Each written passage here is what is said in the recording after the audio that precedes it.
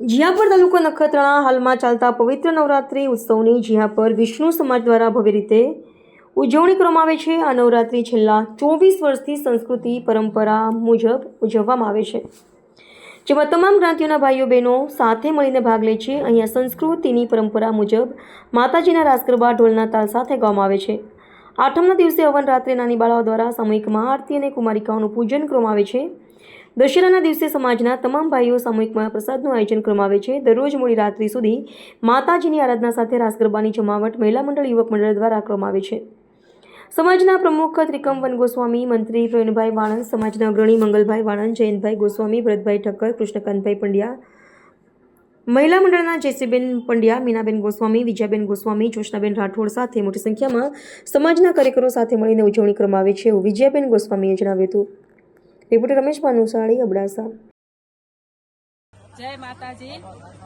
જીયાપર ગામના વિષ્ણુ સમાજ મહિલા મંડળ અમે અમારો સર્વ સમાજ છે। અમે 150 ખન સંખ્યા છે। અમે અહીંયા કને હળી મળીને અમે ગરબી નવરાત્રિમાં કરીએ છીએ। અને અત્યારે જે મિશન સિંધુનો જે છે, જે મોદી સાહેબનો છે, એનો અમે આ નવરાત્રિમાં એનો કરી અમે એનો અતિશું રજૂ કરવા ગરબો જઈ રહ્યા છીએ। અને અમને એનો ખુશી છે કે અમને આવા પ્રધાનમંત્રી મળ્યા છે, તે અમને બોલવાનું અમે વધાવીએ છીએ। અમે બધા મહિલા મંડળ થઈને બોલો અંબે માત કી જય।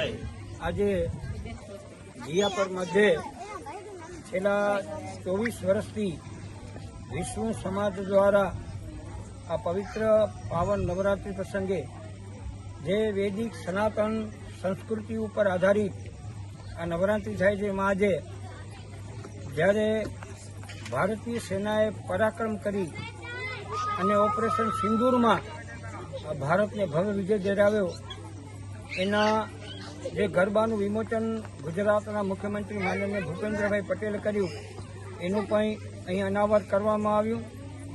શાસ્ત્રે શસ્ત્ર પૂજન, જે આપણા શાસ્ત્રમાં શસ્ત્રનું પૂજન કરવામાં આવે છે, એનું પૂજન પણ વિષ્ણુ સમાજના અમારા આદરણીય પ્રમુખ શ્રી ત્રિકમવન ગોસ્વામી, મંત્રી પ્રવીણભાઈ, અમારા અગ્નિ ભરતભાઈ ઠક્કર સાથે અનેક આગેવાન દ્વારા આજે શસ્ત્ર પૂજન પણ કરવામાં આવ્યું છે। શાસ્ત્ર અને શસ્ત્ર એ ભારતીય સનાતન વૈદિક હિન્દુ ધર્મની પરંપરા છે। જ્યારે છત્રપતિ શિવાજી મહારાજે પણ ત્યારે ધર્મની રક્ષા કરી, ત્યારે એને કોઈ મોબાઈલ નહોતો આપ્યો, શાસ્ત્ર સાથે શસ્ત્ર આપ્યું હતું। એવા પૂજનનું અત્યારે પૂજન કરવામાં આવ્યું છે।